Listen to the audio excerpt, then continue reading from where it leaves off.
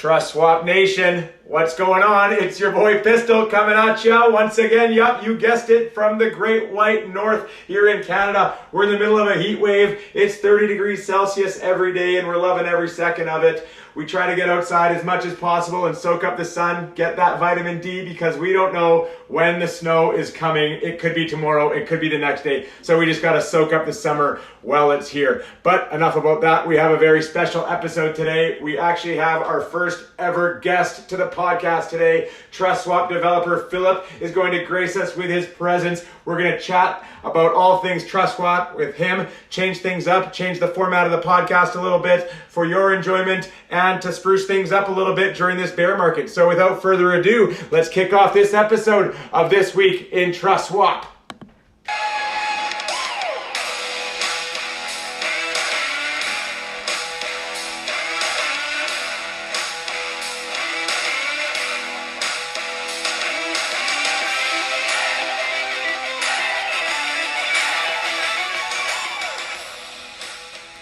And yes, we do have a very special podcast for everybody, episode for everybody that's listening out there today. We have Filip, Trustswap developer, on the line right now as we speak. Filip, how's it going, brother?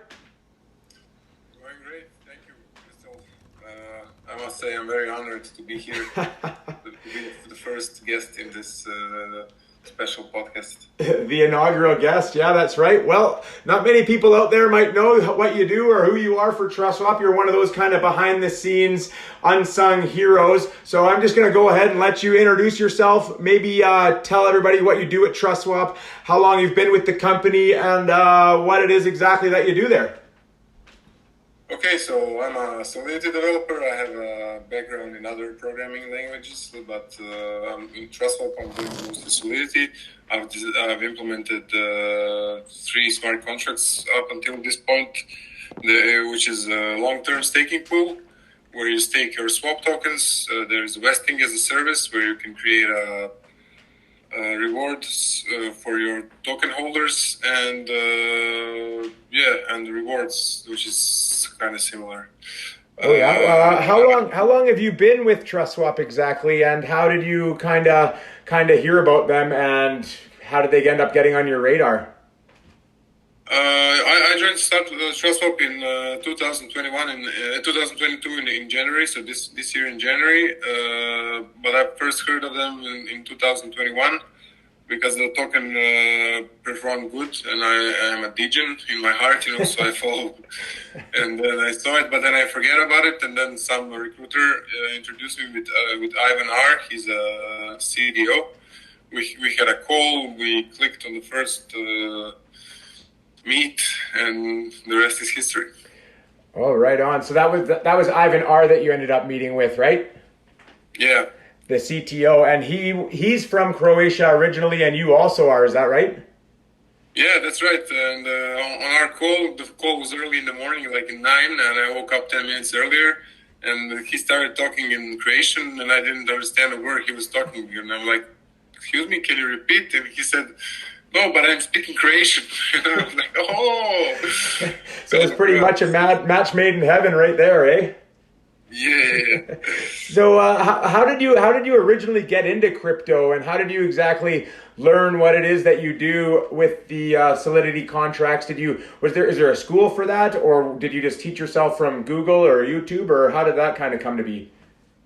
Well, maybe there are some schools now these days, but like 5 years ago, there were no schools. You had to basically learn it all by yourself. But there were a lot of good-hearted people on the internet and then on the conferences that were willing to help. So I first heard about Bitcoin, but it was mostly like financial stuff, like, you have to buy this Bitcoin, it's going to go up 10 times, you'll earn money, and I was not interested in that. But then I heard about Ethereum, like the world computer made by the world's greatest human being, Vitalik Buterin, and it was a love on the first sight. Started investigating it, and then like a few months after, I got my first job in crypto, and ever since then I stayed in crypto. I'm mega bullish. I think this is future of France, and I'm here for the tech and the money and everything in France, Ah, Thank you. your best friend Vitalik. Little, did you know that he was Canadian? Did you know that? Yeah, he's like Russian roots, but lived in Canada for his whole life. If Yeah. I'm not So wrong. basically, me and him are pretty much neighbors. We're best friends too. So. Yeah. I can feel the same energy, the autistic energy. Joking. So, well, just for the people listening at home, me and Philip, we actually met in person on that Mexico retreat that Trustswap had about 2 or 3 months ago. We were he's kind of my brother from another mother. We were best friends in Mexico, and I just a couple episodes ago, I was kind of telling the community kind of what went on in that trip and how random it was because I'd never met anybody from Trustswap in person. I just chatted with a couple people over text message and Telegram and stuff like that. So when I told my friends I was going on this Trustswap retreat in Mexico with a bunch of people that I only know online, they all pretty much thought I was crazy. But we ended up going. It ended up being an awesome time, a great learning experience. We had a lot of conferences and a lot of team building, as well as Shark Tanks and think sessions and stuff like that. So I just wanted to know kind of what was your mentality or thought process going into that Mexico retreat? Were you kind of in the same boat as me where you didn't know what to expect, but you were just kind of jumping in with both feet?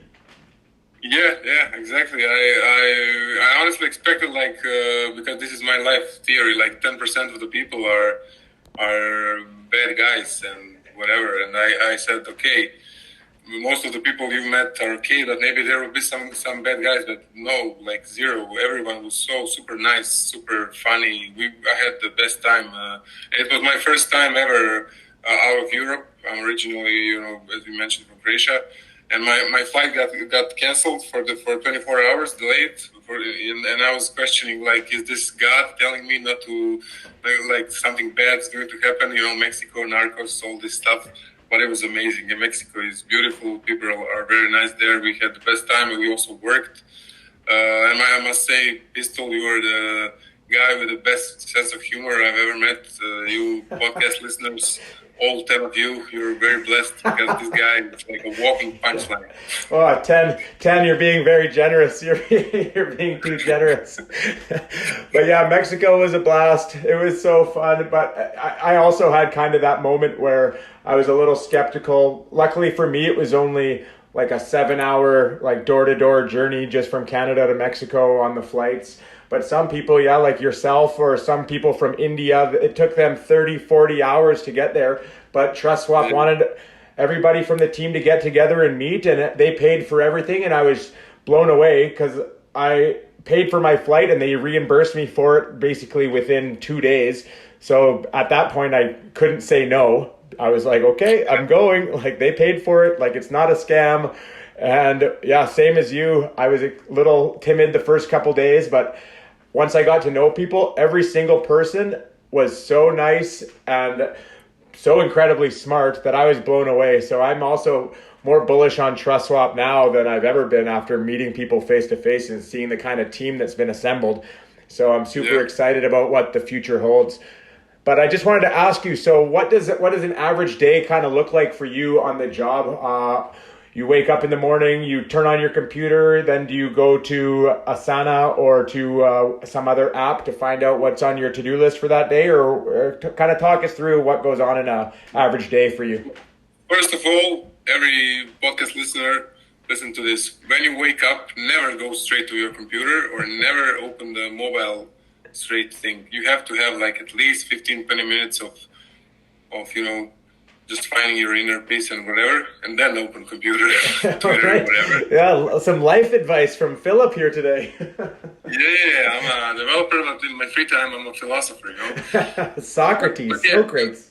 we have Asana is mostly for us for us developers reporting to business guys, but we have our two weekly meets where we discuss what are we going to do, what we did, do we have any problems. I get my tasks there on Mondays and Wednesdays, and then it's straight coding. It's like me and Mookie, who is a fellow developer. Mookie.